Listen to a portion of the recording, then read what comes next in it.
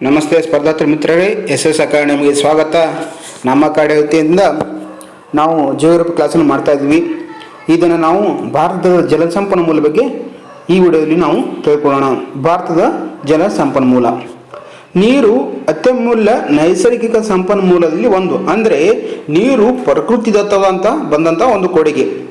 ಒಂದು ನೀರಿಲ್ಲದೆ ಸುಸ್ಥಿರ ಜೀವನ ಸಾಧ್ಯವಿಲ್ಲ. ಅಂದರೆ ನಮಗೂ ನೀರೊಂದು ಬೇಸಿಕ್ ನೀಡ್, ಅಂದರೆ ಬೇಸಿಕ್ ನೀಡ್ ಆಗಿದ್ದರಿಂದ ನಮಗೆ ನೀರು ಅವಶ್ಯಕತೆವಾಗಿರ್ತೈತಿ.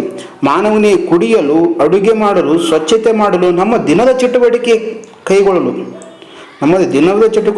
ಏನು ಬೇಕಾಗ್ತದೆ? ನಮ್ಗೆ ನೀರು ಬೇಕಾಗ್ತೈತಿ. ವಿದ್ಯುತ್ ಶಕ್ತಿ ತಯಾರಿಕೆ ಮಾಡಲು, ಕೈಗಾರಿಕೆ, ನೌಕಾಯಾನ, ಮೀನುಗಾರಿಕೆ ಮೊದಲಾದ ವಿವಿಧ ಉದ್ದೇಶಗಳಿಗೆ ನಮಗೆ ನೀರು ಅವಶ್ಯಕತೆ ಐತಿ. ನಾವು ಈಗ ಜಲ ವಿದ್ಯುತ್ ಉತ್ಪಾದನೆ ಮಾಡ್ತಾ ಇದೀವಿ. ಈಗ ನಮ್ಮ ಕೈಗಾರಿಕೆಗಳಿಗೆ ನೀರನ್ನು ಸಪ್ಲೈ ಬೇಕಾಗ್ತೈತಿ. ಹೀಗಾಗಿ ನೀರು ಅತ್ಯಮೂಲ್ಯ ಅವಶ್ಯಕವಾಗಿದೆ. ಭಾರತವು ಅಪಾರವಾದ ಜಲ ಸಂಪನ್ಮೂಲವನ್ನು ಹೊಂದಿದೆ. ದೇಶದಲ್ಲಿ ಅನೇಕ ನದಿಗಳು ಹರಿಯುತ್ತವೆ ಮತ್ತು ಸಾಕಷ್ಟು ಮಳೆಯಾಗುತ್ತದೆ.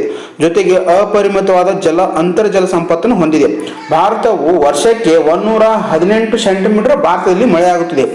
ಇದರಿಂದಾಗಿ ಭಾರತವು ಅತಿ ಹೆಚ್ಚು ಮಳೆಯಾಗುವ ಪ್ರದೇಶನೂ ಆಗೈತಿ.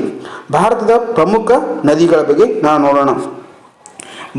ಭಾರತದಲ್ಲಿ ಅನೇಕ ನದಿ ಜಾಲಗಳಿವೆ. ಭಾರತದ ನದಿ ವ್ಯವಸ್ಥೆಯು ಬಹುಸ್ವರೂಪ ಮತ್ತು ಭೂ ಇತಿಹಾಸದ ಅನುಗುಣವಾಗಿ ಪ್ರತಿಬಿಂಬಿಸುತ್ತದೆ. ಭಾರತವು ಹೊಂದಿರುವ ನದಿ ವ್ಯವಸ್ಥೆಯು ವೈವಿಧ್ಯತೆಯಿಂದ ಕೂಡಿದೆ. ಅವು ದೇಶದ ನೈಸರ್ಗಿಕ ಸಂಪನ್ಮೂಲಗಳು. ಈ ನದಿಗಳು ನೀರಾವರಿ, ಜಲವಿದ್ಯುತ್ ತಯಾರಿಕೆ, ಒಳನಾಡು ಜಲಸಾರಿಗೆ, ಮೀನುಗಾರಿಕೆ, ಮನೋರಂಜನೆ ಮೊದಲಾದ ಉದ್ದೇಶಗಳಿಗೆ ಉಪಯೋಗಿಸಲಾಗುತ್ತದೆ. ಭಾರತದ ನದಿ ಜಾಲಗಳನ್ನು ಎರಡು ಪ್ರಮುಖವಾಗಿ ವಿಭಜಿಸಲಾಗಿದೆ. ಭಾರತದ ನದಿ ವ್ಯವಸ್ಥೆಯನ್ನು ಎರಡು ವಿಭಾಗವಾಗಿ ವಿಭಜಿಸಲಾಗಿದೆ. ಭಾರತವು ಪ್ರಪಂಚದಲ್ಲಿ ಒಟ್ಟು ಜಲಸಂಪನ್ಮೂಲ 4ರಷ್ಟು ಹೊಂದಿದೆ ಅಂತ ಅಂದಾಜು ಮಾಡಲಾಗಿದೆ. ಇದು ಅಂದಾಜು ಮಾಡಿದವರು ಡಾಕ್ಟರ್ ಎ ಎನ್ ಖೋಸ್ಲೆ ಅಂದಾಜ ಮಾಡ್ಯಾರ. ಈಗ ನಾವು ಎರಡು ವಿಭಾಗ ನೋಡ್ಕೊಳ್ತಾ ಹೋಗೋಣ ಅಂತ.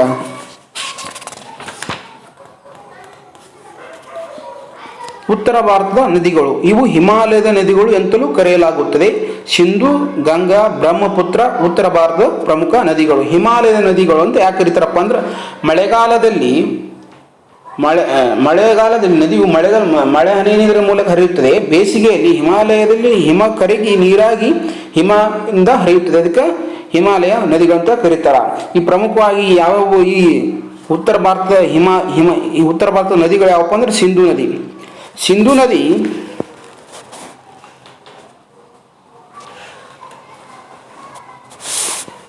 ಸಿಂಧು ನದಿ ಇದು ಕೈಲಾಸ ಪರ್ವತದ ಟಿಬೆಟ್ನಲ್ಲಿ ಉಗಮವಾಗುತ್ತದೆ.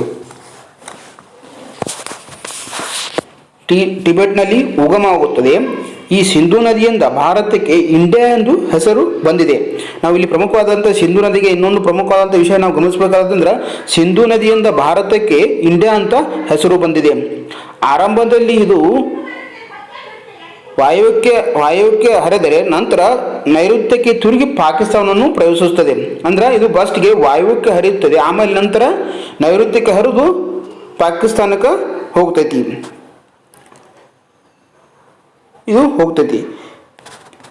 ಇದು ಸಿಂಧು ನದಿಯು 2897 ಕಿಲೋಮೀಟರ್. ಅದರಲ್ಲಿ ಭಾರತದಲ್ಲಿ ಎಷ್ಟು ಕಿಲೋಮೀಟರ್ ಹರಿತೈತ್ರಪ್ಪ ಅಂದ್ರೆ, ಭಾರತದಲ್ಲಿ ಸುಮಾರು 709 ಕಿಲೋಮೀಟರ್ ಭಾರತದಲ್ಲಿ ಹರಿತೈತಿ. ಇದರ ಹೆಚ್ಚಿನ ಭಾಗವು ಪಾಕಿಸ್ತಾನದಲ್ಲಿ, ಅಂದ್ರೆ ಸಿಂಧು ನದಿನೇ ಹೆಚ್ಚಿನ ಭಾಗವು ಎಲ್ಲೈತಪ್ಪ ಅಂದ್ರೆ ಪಾಕಿಸ್ತಾನದಲ್ಲಿ ನಾವು ಕಾಣ್ತೀವಿ.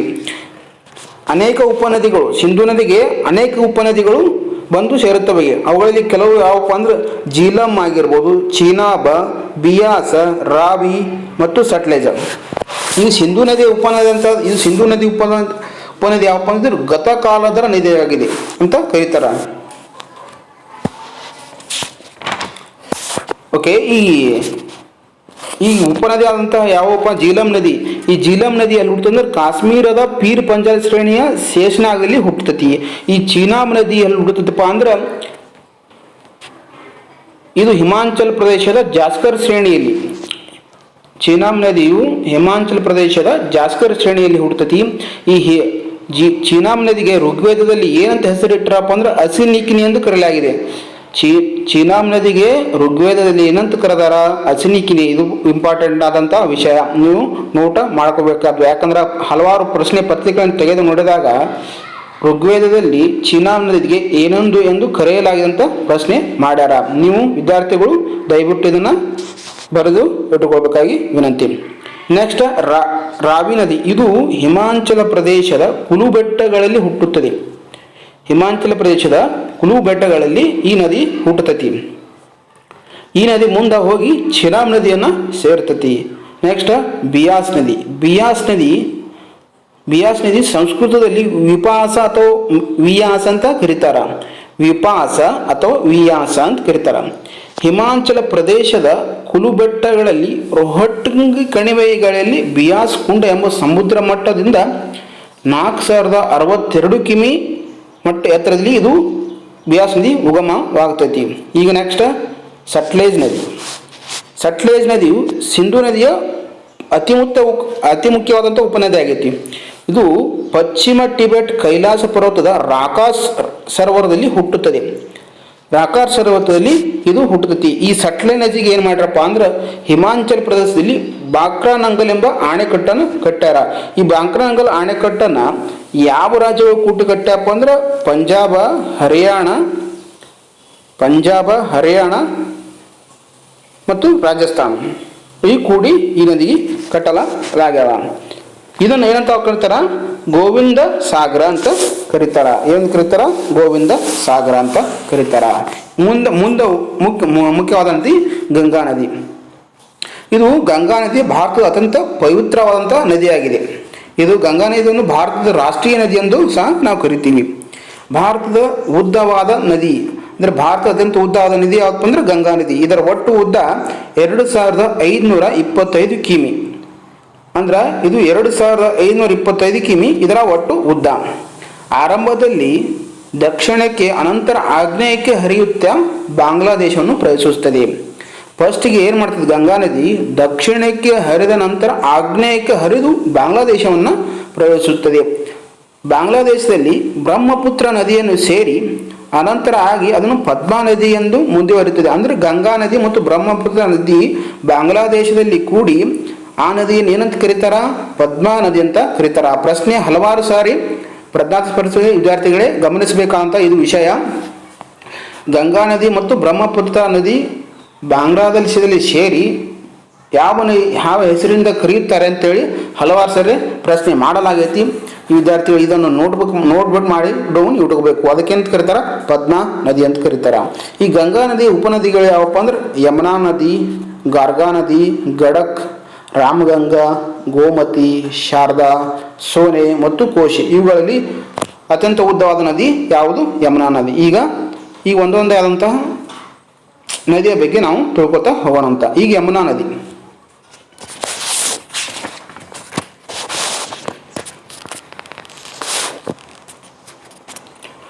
ಈಗ ಯಮುನಾ ನದಿಗಿಂತ ಮುಂಚೆ ಭಾರತದಲ್ಲಿ ಎಷ್ಟು ಕಿಲೋಮೀಟರ್ ಹರಿತೈತಪ್ಪ ಅಂದ್ರೆ ಗಂಗಾ ನದಿ 2073 ಕಿಲೋಮೀಟರ್ ಮಾತ್ರ ಭಾರತದಲ್ಲಿ ಹರಿತೈತಿ. ಉಳಿಕೆದೇನೈತಿ ಇದು ಬಾಂಗ್ಲಾದೇಶದಲ್ಲಿ ಹರಿತೈತಿ.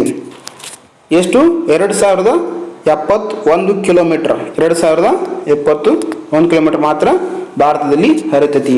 ಇದು ಗಂಗಾ ನದಿ ಭಾಗೀರಥಿ ಮತ್ತು ಅಲ್ಕಾನಂದ ಎಂಬ ಎರಡು ಜಲಮೂಲದಿಂದ ಕೂಡಿ ಗಂಗಾ ನದಿಯಾಗಿ ಹರಿತೈತಿ. ಇದು ಓಕೆ. ಈಗ ಯಮುನಾ ನದಿ ಬಗ್ಗೆ ನಾವು ನೋಡ್ಕೋತೋಣ ಅಂತ. ಈ ಯಮುನಾ ನದಿ ಗಂಗಾ ನದಿಯ ಉಪನದಿಗಳಲ್ಲಿ ಅತ್ಯಂತ ಪ್ರಮುಖವಾದಂಥ ಉಪನದಿಯಾಗಿದೆ. ಇದನ್ನು ಜಮುನಾ ನದಿ ಎಂದೂ ಕರೀತಾರ. ಯಮುನಾ ನದಿ ಏನಂತ ಕರೀತಾರ? ಜಮುನಾ ಎಂದೂ ಕರೀತಾರ. ಇದು ಉತ್ತರಾಂಚಲದ ತೆಹರಿಗಾಡ್ ಜಿಲ್ಲೆಯ ಯಮುನೋತ್ರಿಯಲ್ಲಿ ಹುಟ್ಟುತ್ತದೆ. ಯಮುನೋತ್ರಿ ಹುಟ್ಟಿ ಅಲಹಾಬಾದ್ನ ಅಂದರೆ ಈಗಿನ ಪ್ರಯಾಗ್ನ ಬಳಿ ಬಂದು ಗಂಗಾ ನದಿಯನ್ನು ಸೇರ್ತೈತಿ. ಯಾವುದು? ಯಮುನಾ ನದಿ.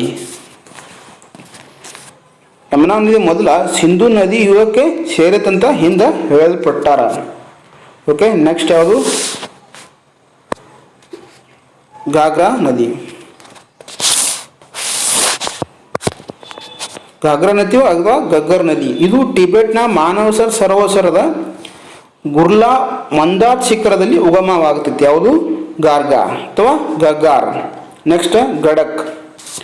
ಗಡಕ್ ನದಿಯು ಒಳ ಹಿಮಾಲಯದಲ್ಲಿ ಹಿಮಾಲಯ ಶಿಖರದಲ್ಲಿ ಉಗಮವಾಗಿ ನೇಪಾಳದ ಮೂಲಕ ಭಾರತವನ್ನು ಪ್ರವೇಶಿಸುತ್ತದೆ. ಅಂದರೆ ಯಾವ ಗಂಗಾ ನದಿ ಉಪನದಿ ಭಾರತದಲ್ಲಿ ಉಗಮಿಸಿಲ್ಲ ಅಥವಾ ಉಗಮಿಸಿಲ್ಲ ಅಂತ ಯಾರು ಕೇಳ್ತಾ, ಯಾವುದಪ್ಪ ಅಂದ್ರೆ ಗಡಕ್ ನದಿ. ಇದು ನೇಪಾಳ ಮುಖಾಂತರ ಭಾರತವನ್ನು ಪ್ರವೇಶಿಸ್ತತಿ. ನೆಕ್ಸ್ಟ್ ಕೋಸಿ ನದಿ. ಈ ಕೋಸಿ ನದಿ ಏನಪ್ಪ? ಈ ಕೋಸಿ ನದಿಯು ಶಿಷ್ಯ ಪದ್ಮ ಶಿಖರ ಎಂಬ ಅತಿ ಉತ್ತರದಲ್ಲಿ ಇದು ಕೋಸಿಯ ಮೊದಲನೇ ಮೂಲವೆಂದು ಕರೀತಾರೆ. ಕೋಸಿಯನ್ನು ಅರುಣಾ ನದಿ ಅಂತಲೂ ಕರೀತಾರೆ. ಇನ್ನೊಂದು ಕೋಸಿಯ ನದಿ ಇನ್ನೊಂದು ಹೆಸರೇನಪ್ಪ ಅಂದ್ರೆ ಅರುಣಾ ನದಿ. ಕೋಸಿಯ ಇನ್ನೊಂದು ನದಿ ಹೆಸರೇನಂದ್ರೆ ಅರುಣಾ ನದಿ. ಕೋಸಿಯು ಬಿಹಾರದಲ್ಲಿ ಹುಟ್ಟುತ್ತದೆ. ಈ ಕೋಸಿ ನದಿ ಬಿಹಾರದಲ್ಲಿ ಹುಟ್ಟುತ್ತದೆ. ಕೋಸಿಯನ್ನು ಈ ನದಿಯು ಭಾರತದಲ್ಲಿ ಸುಮಾರು 730 ಕಿಮಿ ಹರಿತತಿ. ಈ ಕೋಸಿ ನದಿ ಇನ್ನೊಂದು ವಿಶೇಷ ಏನಪ್ಪ ಅಂದ್ರೆ ಬಿಹಾರನ ಕಣ್ಣೀರು ನದಿ ಅಂತ ಕರೀತಾರೆ. ಯಾವುದಕ್ಕ? ಈ ಕೋಸಿ ನದಿಕ್ಕ. ಇನ್ನೊಂದು ಕೇಳ್ತಾನ, ಯಾವ ದೇಶದೊಂದಿಗೆ ಇದು ಒಂದು ವಿದ್ಯುತ್ ಉತ್ಪಾದನೆ ಇದು ಕೇಂದ್ರವನ್ನು ಸ್ಥಾಪನೆ ಮಾಡ್ಯಾರ? ಯಾವುದು ಅಂದ್ರೆ ಇದೇ ನೇಪಾಳ ಜೊತೆ ಕೋಸಿ ನದಿಗೆ ಅಣೆಕಟ್ಟನ್ನ ಕಟ್ಟ್ಯಾರ.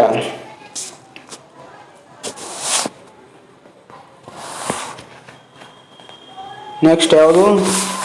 ರಾಮಗಂಗಾ ನದಿ ಎಲ್ಲಿ ಹುಡುತದಪ್ಪ ಅಂದ್ರೆ ನೈನಿತಾಲ್ ಬಳಿಯ ಹಿಮಾಲಯದ ಪಾದ ಬೆಟ್ಟಗಳಲ್ಲಿ ಉಗಮವಾಗ್ತೈತಿ.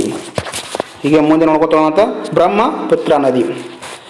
ಇದು ಮಾನಸ ಸರೋವರದ ಬ್ರಹ್ಮ ಸಮೀಪ ಚೇಮ್ ಯಂಗ್ ಡಂಗ್